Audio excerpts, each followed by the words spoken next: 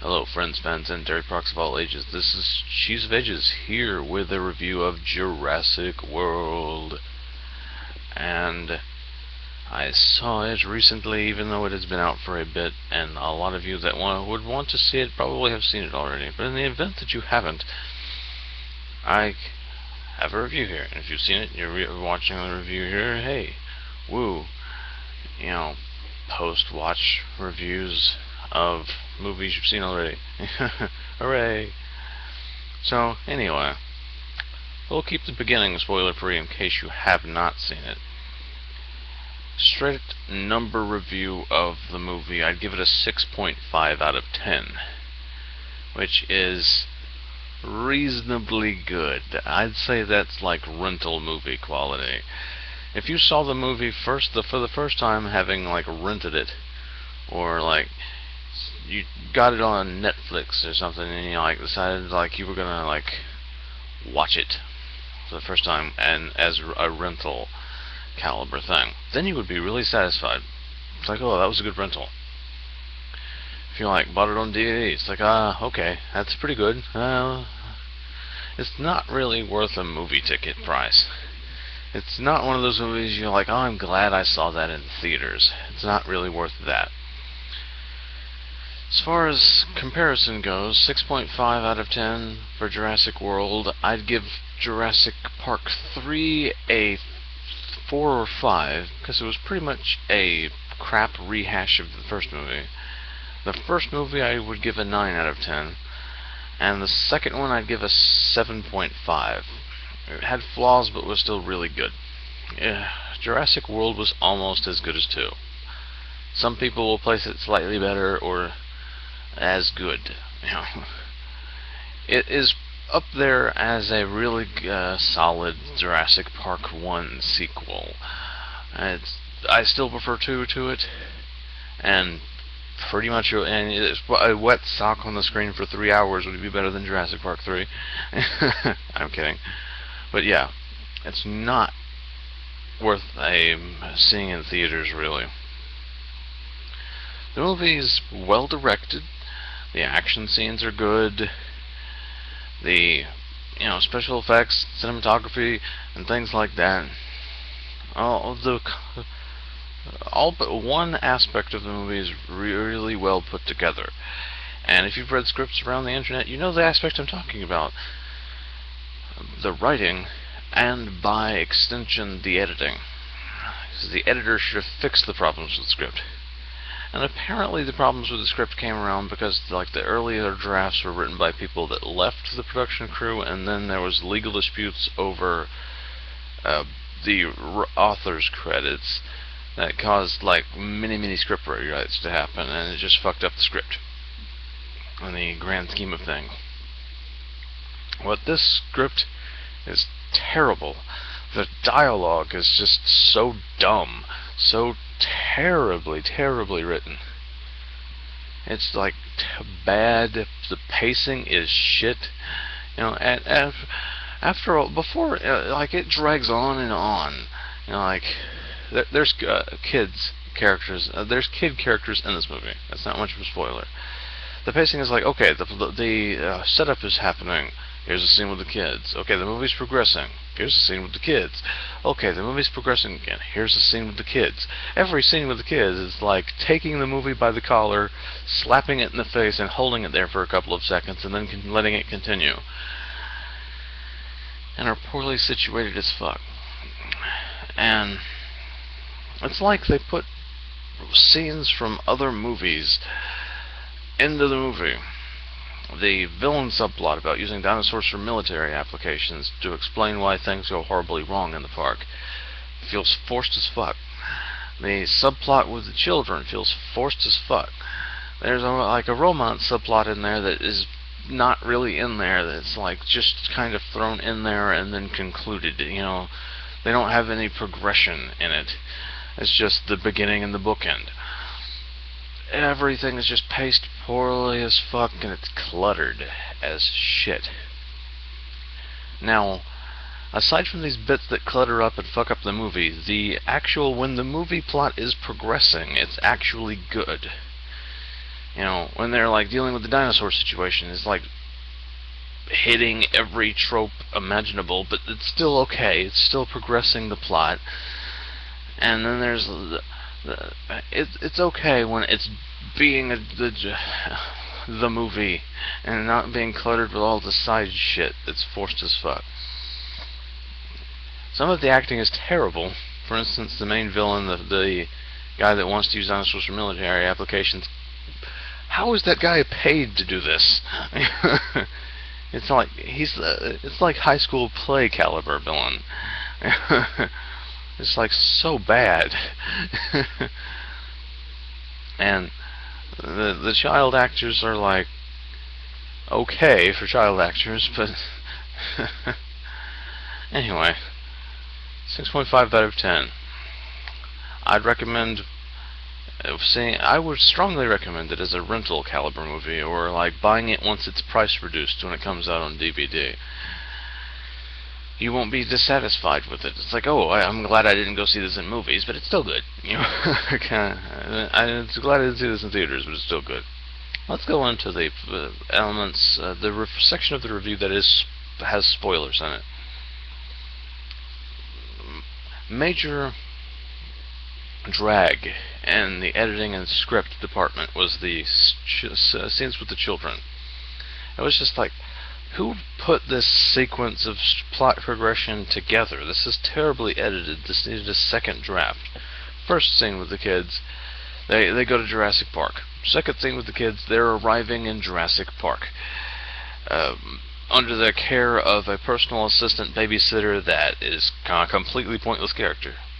There's a lot of completely pointless characters in this movie. In fact, almost all of them are nearly pointless to the plot. Okay, so anyway, the personal assistant that is pretty much not in the movie and like later dies having exactly no presence in the movie or effect on the storyline at all. Spoilers. Anyway, they get on the plane because for some reason their parents are sending them on what's supposed to be a family vacation by themselves. I'll probably hit on that again later. Second scene is they are actually going into the park itself on the glass train thing. And then later, after the other characters have been established, they come back to the children after he's been like super excited running around the park already and like being like really excited and happy and like, oh, I'm at this park I'm a fanboy about. Suddenly he's depressed. They just cut back to him after dealing with the other characters. They just cut back to him on the train looking depressed as fuck. And suddenly he talks about his parents are getting divorced, just out of the blue. Just completely out of the blue. And his brother's like, oh, come on, man, they're not going to get divorced. And even so, it's like, it's not bad. It's not bad.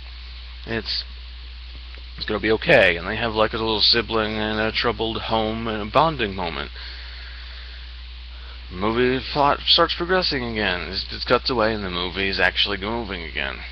Come back to them later. It's like the previous scene never happened because their character development is completely gone. The kid is excited as he ever was, if he'd totally forgotten about the divorce. As if the previous scene had never happened. The previous scene is never mentioned or referenced again or resolved in the movie. They completely dropped that scene completely, like several other scenes are completely dropped and never mentioned or referenced again when they should be. So yeah, he's back, and like as if the divorce wasn't happening. His brother is acting just like he was before. There's no bond there or anything going on there. It's like the previous scene never happened. This happens multiple times. And yeah, the first like 40 minutes of the movie is just it spinning its wheels, reversing its own development and character development. There's no character development in this movie. None at all. The most character development is the two brothers like deciding they will be together even if they are apart because they're brothers. Like, we'll stick together because we're brothers. Anyway, Yeah. And there's this forced feeling angle about using like dinosaurs for military purposes, and the poorly acted villain of the movie arranged with the scientists to make a super T-Rex, which, like, because they wanted to, like, make it really resistant to all military detection technologies, they designed a killing machine dinosaur that for some reason they thought it was a good idea to make a dinosaur that was completely immune to all their containment protocols. You could say that they wanted chaos to happen on the island so that they could steal the dinosaurs and take over the park. It's not really presented that way, in such a way that it would feel like they did that on purpose. It just feels like it happened. And it's like, oh, we've got an opportunity here. So they clearly, with that scene, it's like, we have an opportunity here. Like, the villain's like calls when he hears that something has happened. It's like, I think we have an opportunity here. So clearly they didn't mean it to happen. It's just stupid as fuck. And blatant product placements and scenes like, okay, let's drive to the scene of this incident, and when they cut to them at the thing, it's like, look at this BMW, and the stereotypical car commercial placement, like filling the screen, and then it pans back and they get out of the car. I mean, product placement, product placement, product placement, product placement, product placement. And let me back up a little bit, because, like, the boss, which is the boss of the park, the owner of the park, is kind of a fusion of Hammond and the Malcolm characters. The old guy that started the Jurassic Park and the Jeff Goldblum character. It's kind of a fusion of those two characters. And attitude. Sees the new dinosaur and wants the protagonist badass character that trains raptors to inspect the habitat, because he is ex-military and has experience with training and managing animals of the predatory nature. So, in typical trope format, the redhead love interest character had previously gone out with this guy and doesn't like him because of previous romantic involvement that didn't turn out well. So she goes to get this guy, and they reference their previous romantic involvement, and how they had a date, but they didn't have a second date. Because, like, she's so hyper-organized that she had an itinerary for the entire date, and wouldn't violate her diet to drink like margaritas. She was, like, too hyper-organized, so there was never a second date.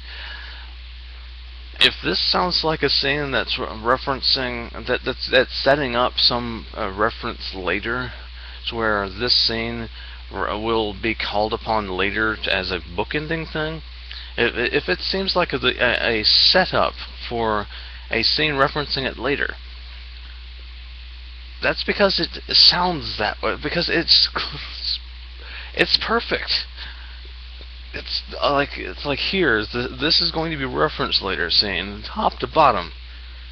It's never brought up again, referenced, or, well, it actually is concluded slightly, but only terribly badly because the script is terrible and they don't reference the scene directly, even though they set up for a line later. Let's skip ahead to this point, because this really fracking bugged me. That they didn't follow up on this correctly. This scene is very, very, very clearly is set up as the first bookmark in a character arc. How you write scripts is if you want a character arc to happen and be bookended properly, where it has a start and a finish. The start sets up the issues they're having and plants seeds for references later, so, okay, when this happens later, you remember that scene that started the character arc, and, you think, oh, they've come so far from then. That's how a character arc is usually structured in movies. It's how you're supposed to write scripts for Hollywood. So, they talk about how they've never had a second date. Clearly, planting the seed for the second date, never had a second date thing to be referenced. So as the movie progresses, there's no real actual character arc there. She the stuffy woman loosens up a little bit, but it's like there's not actually any like chemistry or connection or development of the romantic attraction or anything. They're basically just going through this together, and she's loosening up and stuff like that. It's very slightly, you know. It's not really developed all that well. And at the end of the movie, everyone's safe. She sees the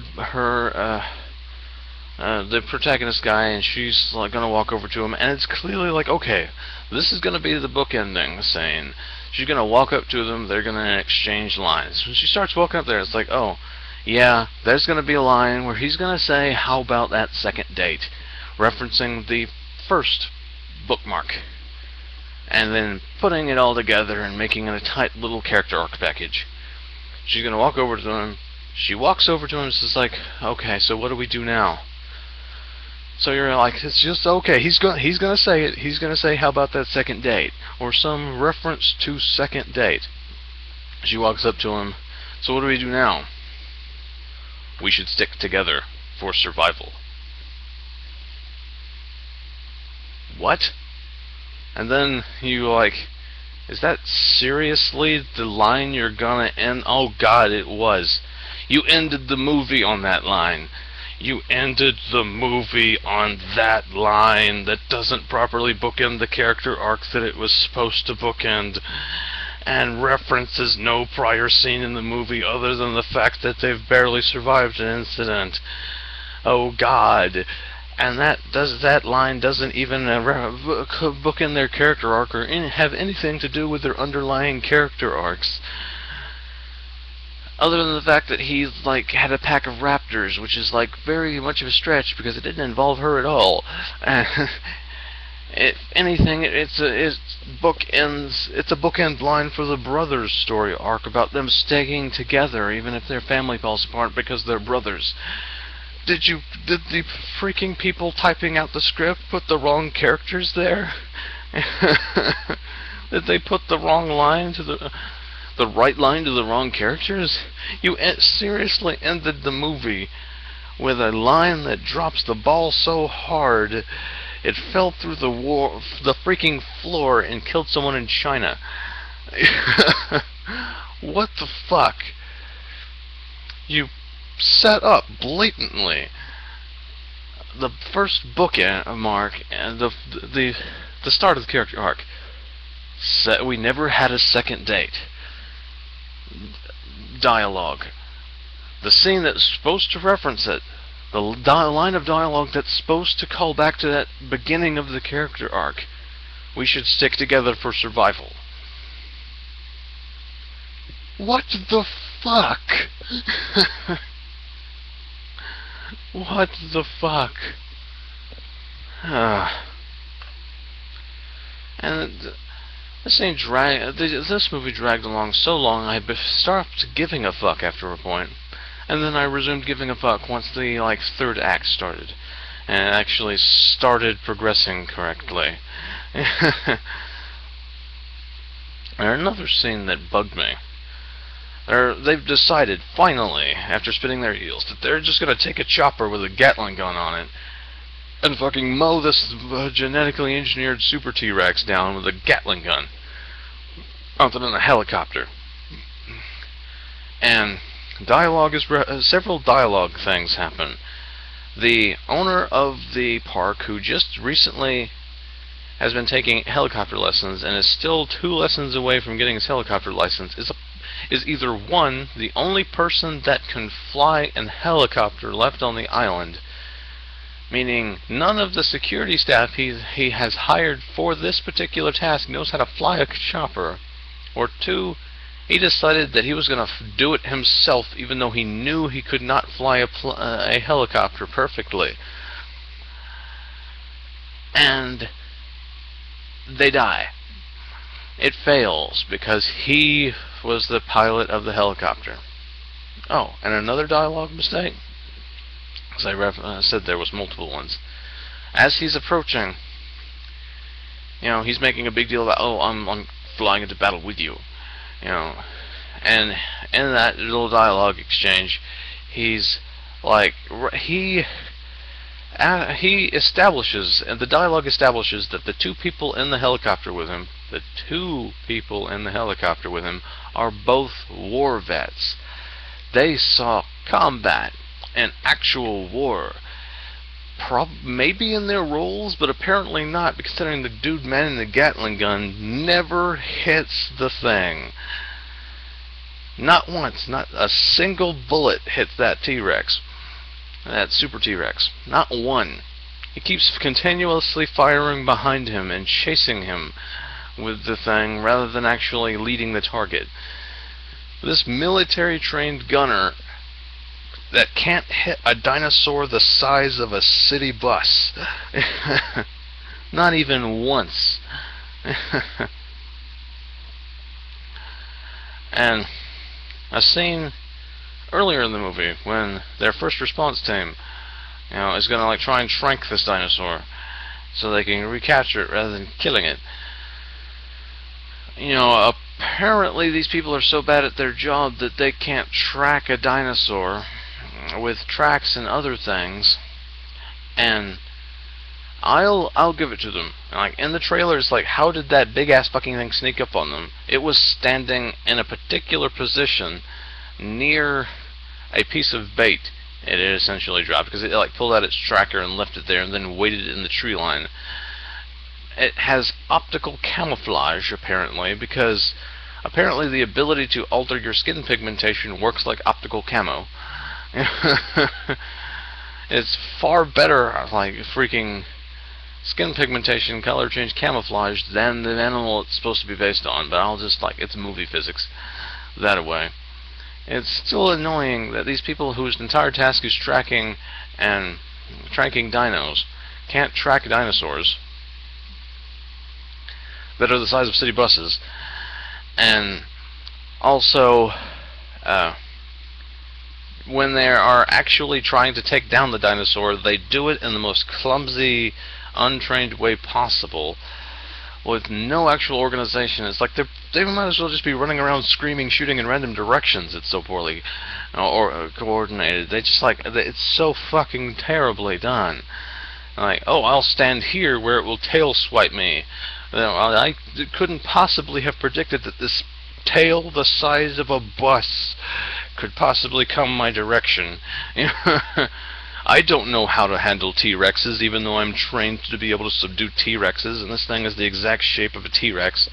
It's like, oh, I have this shotgun that's clearly not affecting it terribly much. For some reason they give me a weapon that's short range to deal with dinosaurs, because having a shotgun against a dinosaur makes fucking sense. A trank shotgun apparently makes a hell of a lot of fucking sense when to subdue a dinosaur. And he does this stereotypical, I'm going to walk towards it with a shotgun while shooting it rapidly because walking towards a dinosaur that's charging at me makes sense. The dude practically walks into his mouth.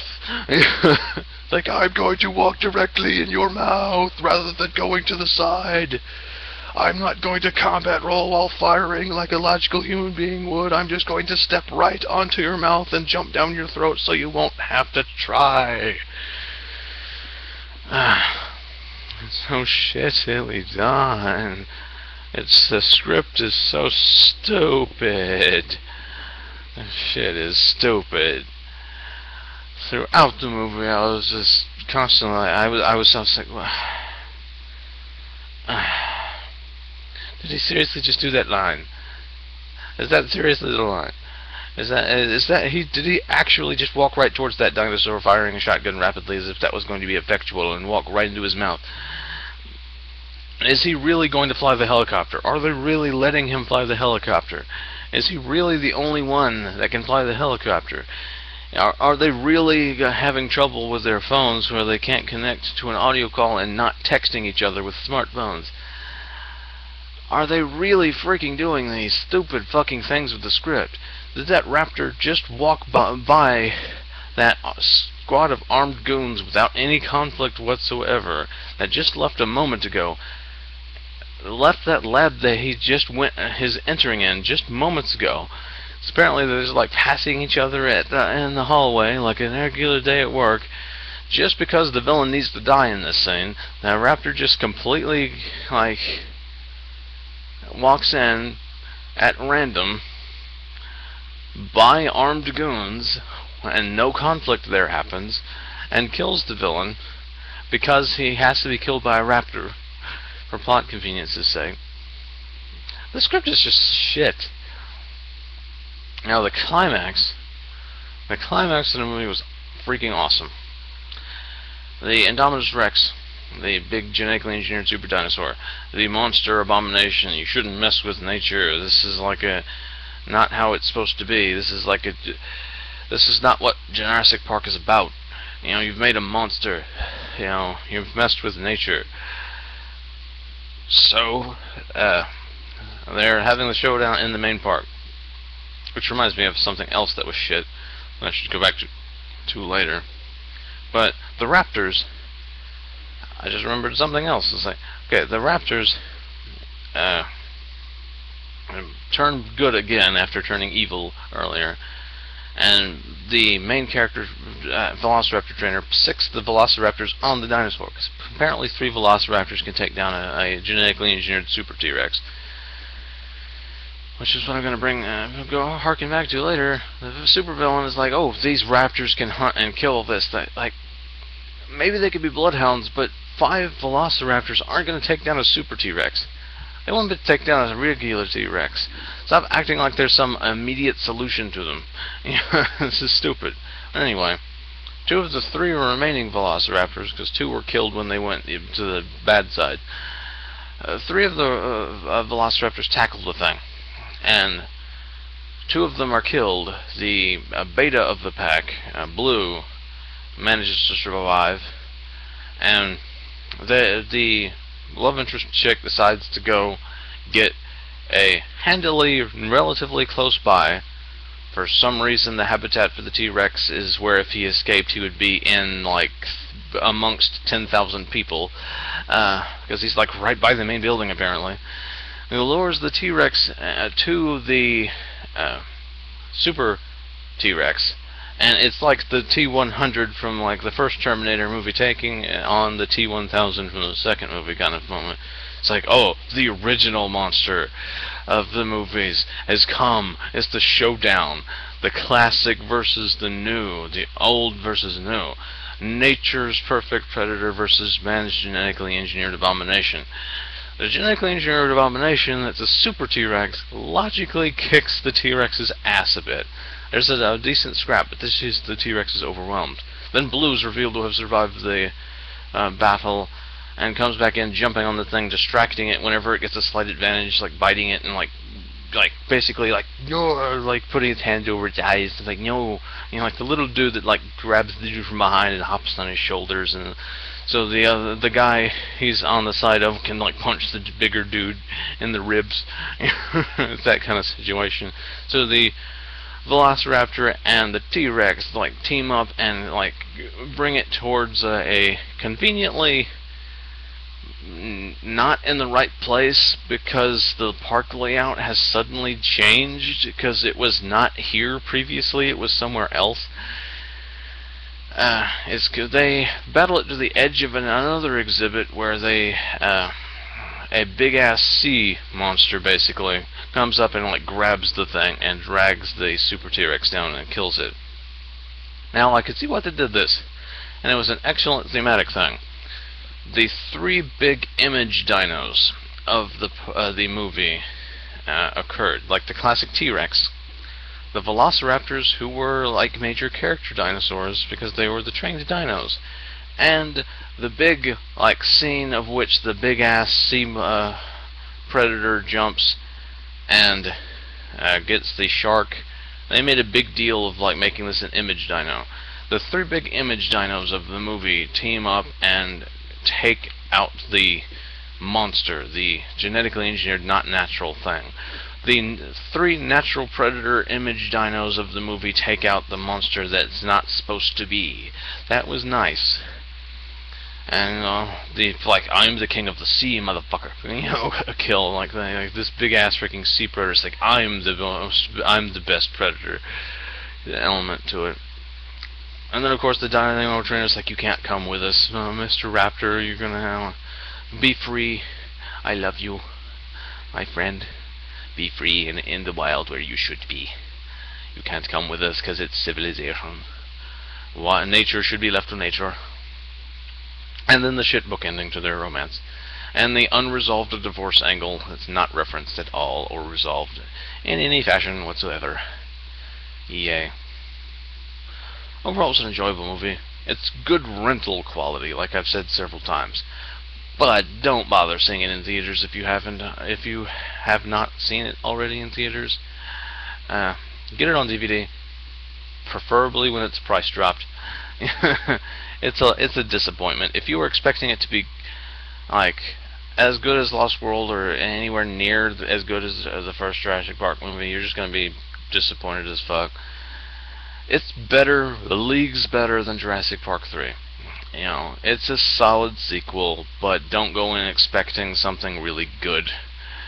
It's good, it's not really good, and the script is just stupid. This will be Cheese of Ages, signing off.